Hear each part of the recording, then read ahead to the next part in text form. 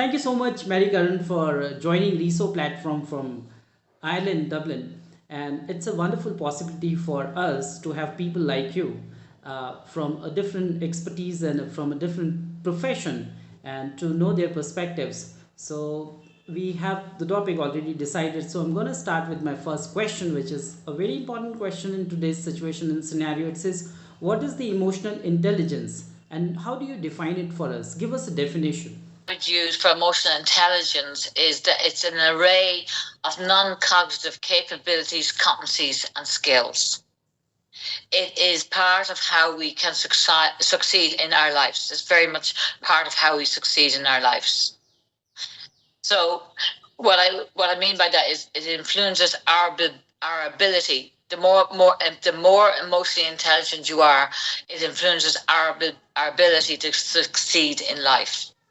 What we say is IQ is only 20% of the reason we are successful in life, and the other 80% comes down to how emotional intelligent you are. So thanks a lot for letting us know what is emotional intelligence and how it's relevant in today's situation for the whole of humanity. So would like to move on to my second question, which is again an important question. It says, what is the role of emotional intelligence in leadership? To be a brilliant leader, and I do a lot of work in leadership for women and men, both, I coach both. Being emotionally intelligent is number one. It's number one.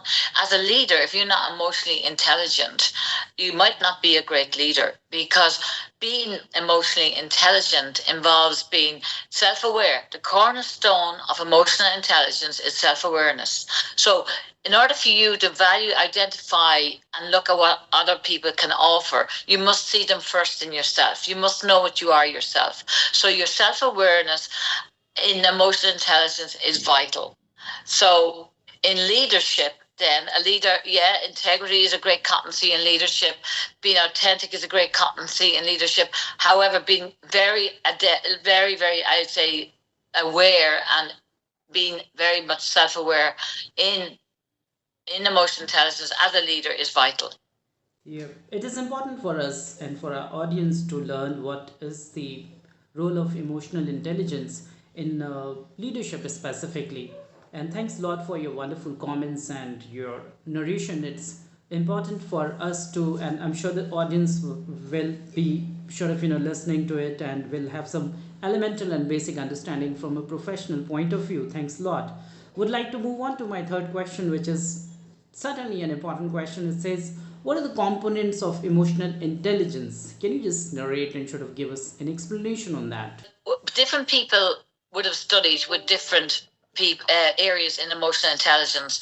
I would have studied in the Baron method of emotional intelligence, and in that method, he has we call them five compositive scales.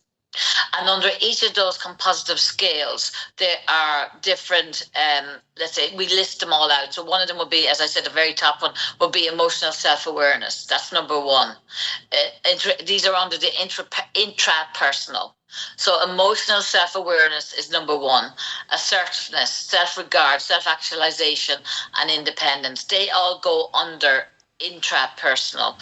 Then you have interpersonal skills, which would be interpersonal relationship, empathy, and social responsibility. Then you'd move on to adaptability, and it's very much needed in leadership. And adaptability is all about problem solving, flexibility, and reality testing. The one thing in leadership is that leaders are brilliant at being able to go after the problem. They're not afraid of it, and they're able to do a reality test on it. The next area in emotional intelligence under the compositive scales would be stress management. So how do you manage your stress? How are you able to tolerate stress in your life? That's another area of one of the compositive scales.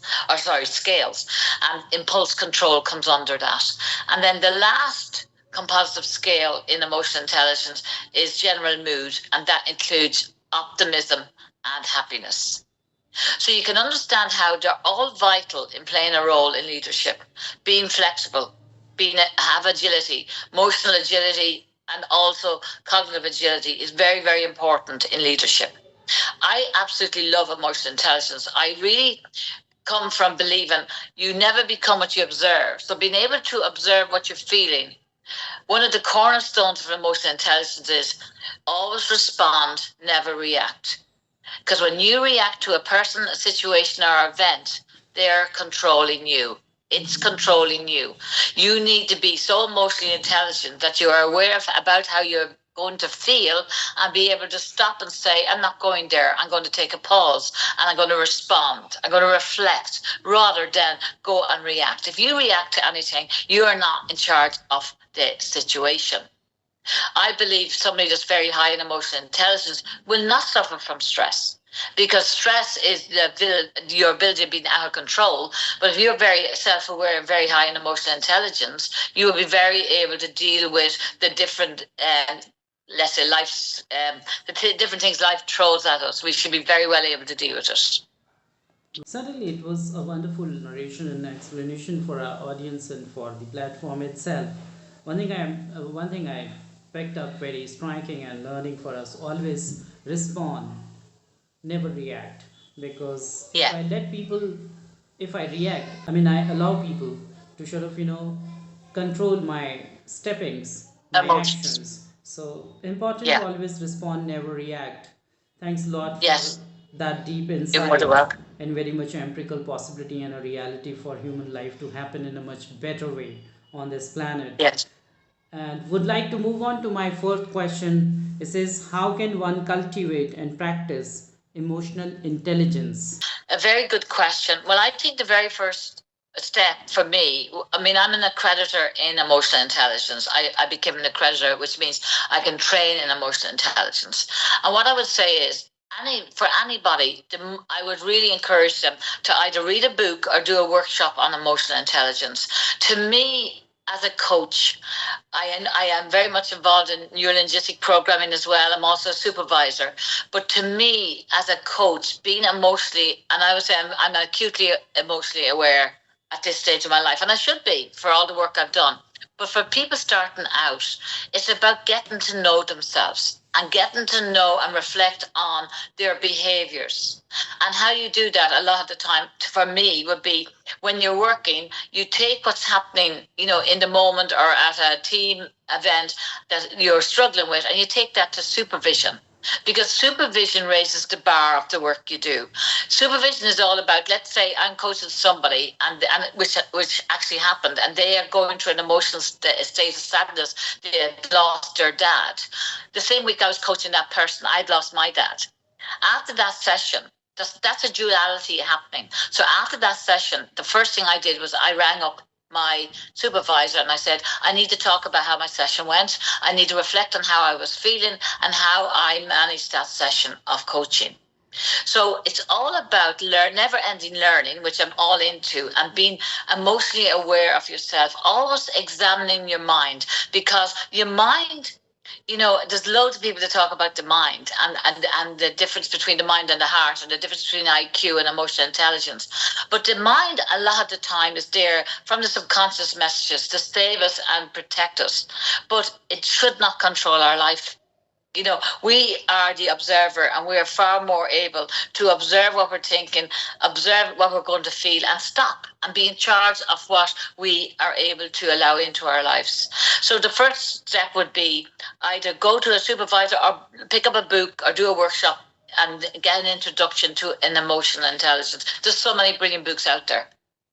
Important learnings for us, like knowing yourself, doing self analysis, and reading a book, maybe get in touch with an expert who can help us out in, I mean, how we can develop cultivation of emotional intelligence in our daily life, day to day activities, making it more practical and empirical as a possibility for a human life to happen in a more comprehensive way. Thanks a lot for your comment. Would like to move on to my fifth, which is certainly a last question, and not the least question, very important question. Just going to narrate it for you. Emotional quotient, are they more important than intelligent quotient? What is your understanding on it? I have worked with thousands and thousands of people. I've coached thousands of people. I've worked in leadership. And what I will say is you can be a brilliant, very top, let's say, as we call them, star raters in IQ. You can have a brilliant IQ, but inept in emotional intelligence. Now, as I said at the very beginning, IQ is responsible for only 20% of our success in life. The rest comes down to our capabilities and competencies and skills dealing with life's adversities. So for me, I don't compare them. They're both absolutely needed. But it's very well known now that the leaders today are learning a lot about emotional intelligence, being able to be self-compassionate towards themselves, to be a compassionate leader towards others. And then mindfulness is coming in. And I really believe, and I've done a lot of work in mindfulness, and it walks hand in hand with emotional intelligence, because it makes you realize you are connecting the mind with your body, with your heart. It's all connected together. And that's how you can make yourself become a great leader, but also a very, very happy person in life. I know people that are very, very intelligent. However, they are inept with dealing with social events, with people, and with life's adversities. Whereas I know other people that would be average intelligence or high intelligence, but they have great emotional intelligence and they're very successful in life. And I mean, when I mean success, I'm not talking about the beautiful house, the beautiful home. I'm talking about happiness and fulfillment within yourself. That's what happens. That's what counts in this life. Peace, harmony, fulfillment, happiness, and having a meaning. And they all come from mindfulness, emotional intelligence, your heart, and of course your mind. And IQ is vital, but I don't like comparing them, but I certainly know the majority of people I've met are extremely fulfilled and happy in their life. They're quite very high, usually highly up in emotional intelligence, as great leaders are. Most leaders that are very good leaders are compassionate and very good in emotional intelligence. So thank you so much once again, Mary Curran, joining us from Ireland, Dublin, and giving your precious time, because time is all we have. That's like our life, and you've Yeah. made it possible. We've been, sort of trying to work on this arrangement of interview since a couple of months, but today it happened. Thanks a lot for your presence. You appeared on the platform of Reso. We are always, people like you having, we are always blessed. You've talked about emotional intelligence, what is like definition you've given, how important it is in the context of leadership, and then components of emotional intelligence. You've talked about how to cultivate and sort of practice emotional intelligence, what actually is the comparative possibility between emotional quotient and intelligence quotient. That's again an important concept. We've sort of had a discussion, and your perceptions, your, I mean, the lights you've thrown on these important issues, and I'm sure that they're very important life skills to practice a life in a much smarter way, in a much constructive and creative way, so that we can sort of contribute towards a better humanity. So thanks a lot joining Reso platform. Namaste. Bye bye.